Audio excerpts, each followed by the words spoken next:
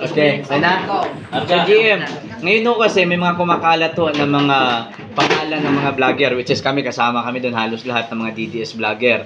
Na ayun po sa mga kumakalat ho na ito, picture na nakalagay lahat ng pangalan ng mga DDS vlogger, ay umano pinapahanap kami then yung lahat ng mga vlogger kasi gusto daw ipagorgor. So what's your opinion about this? Na dating pulis at saka dating din sa PIDEA. Wala ako dyan sa mga yan. Bakit wala si Placido Pilosopo? Alam nyo, pagka gugurgurin ka, hindi na sasabihin. Kasi ako, halimbawa, kung ako, no, dukutin kita, hindi ko sasabihin. Hindi mo mamamalaya na nasa tabi mo ako. Ganon sila. Kaya pagka gugurgurin kayo, hindi na mag-ano siya, mag-focus pa, hindi na, maparinig ka lang bigla sa ulo. Or, tsetsepuhan ka na makukuha ka ng yanong-yano at saka ka ipapakrimate. Lalo na nandun yung pangalan mo, sir. Ay, okay.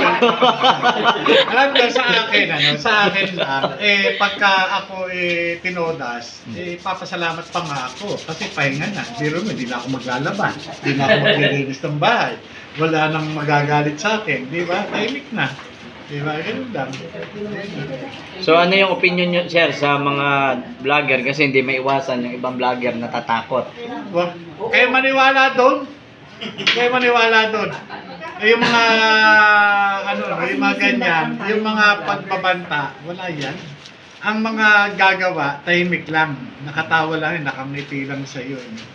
Kung ako kukunin kita, ni mang katiting na indicator, hindi mo mararamdaman. Kasi, unang-una, ang trabaho ng maggugurgor, i-avoid yung detection. Ina-avoid yan na ma-detect mo sila. Kasi pag na-detect ka ng target mo, hindi, mahirapan ka. Kung ako gugurgor, hindi gagawa ako ng paraan para hindi mo ako ma-detect. Ganun lang yun, vice versa. Tsaka idagdag ko doon, Tito JM, no? Sir. Kasi meron tayong mga pulawan, no, ng mga vloggers. Dapat isipin din natin na sila din yung mga nasa likod nito, na pagpapangalat nito. Bakit kanyo? Sino ba yung numero unong panay nating namumura dyan? Sino ba yung mga numero uno na panay nagtotrolling sa atin? Di yung mga pulangawan. Diba?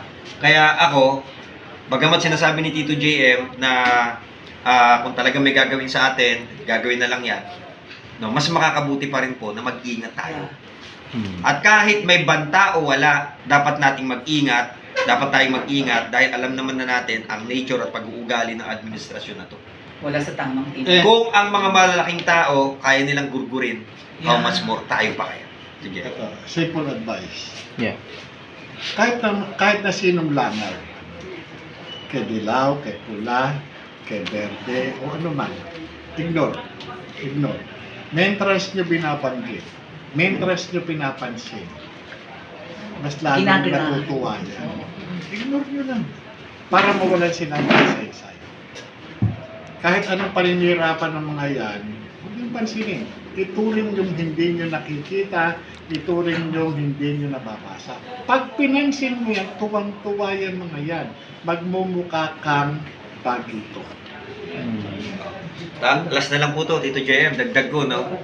Kung ang ating ang PIDEA agent Morales, no, talagang diretsahan, inimbestigahan pa sa Senado, kinasuhan, no, hindi natatakot na magurgor, ano lang ba tayong mga vlogger na nagpaparting lang naman ng totoong ulat sa bayan? Pareho lang. Kung pag-uubusan ng oras, gagastusan, si Bigotillo para lang ipapatay, no? Palagay mo, sino ang mas matimbang na para patayin? Si Bigotillo o si J.M. Morales? Si J.M. Morales ang itutumba. So kung ang ating PIDEA agent hindi takot, no, nakikita ninyo, lumalabas, walang kasama. Tayo mga madungis lang tayo ng mga vlogger Palagay ba ninyo, pag-aaksaya nila tayo ng panahon? So yan, isang uri yan ng pananakot nila para tumigil tayo. Ayun, kaya kayo nandito dahil maisog kayo. Kaya kayo nasa listahan ng mga gawa-gawa nilang listahan na yan kasi they are testing your pagiging maisog. So So, maisog ba kayo? Hindi. May isog, siyempre. Kasi, pagka kayo hindi na nag-vlog, natakot kayo, Hindi ka ang maisog. tawag na sa inyo, mausog Matalaw na. na. Matalaw. So, yan po, yung agent natin.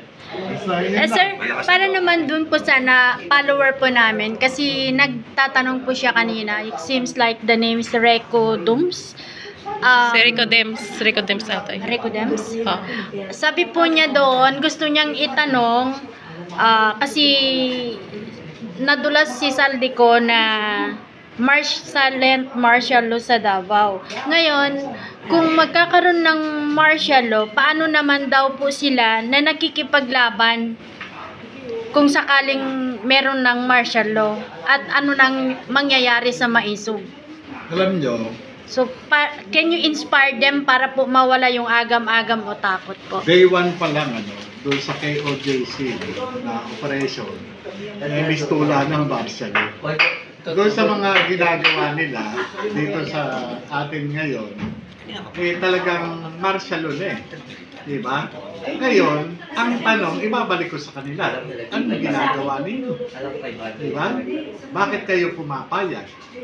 Diba? Kaya nga ito, tuldukan na natin, itong mga iniisip ninyo, tuldukan na natin at magpasya na tayo sa darating na September 21, ito yung Luksang Bayan. Diba? Kasi nasa atin ang ikapagtatagumpay nitong gagawin nating pagkilos. Kung ano yung gusto nating mangyari, gawin natin.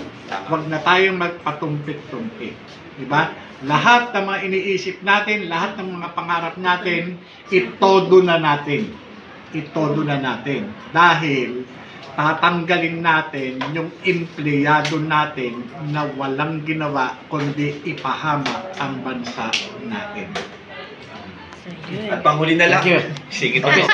sige. Continue. Alam niyo po kasi, ang kamatayan, parte yan ng life cycle. Yeah. Kasi pagka hindi tayo namatay, hindi na kumpleto yung life cycle natin. Ngayon, katulad ng palagi ko sinasabi, lagi po kayong kasama sa mga leaders forum natin.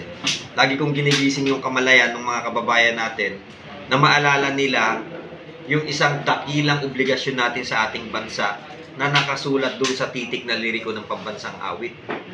So, kung ikaw takot kang mamatay nang dahil sa bayan mo, hindi ka Pilipino at wala kang karapatan na maging isang totoong Pilipino. Kasi sabi nga sa isang kanta, sabi nila may anting-anting ako.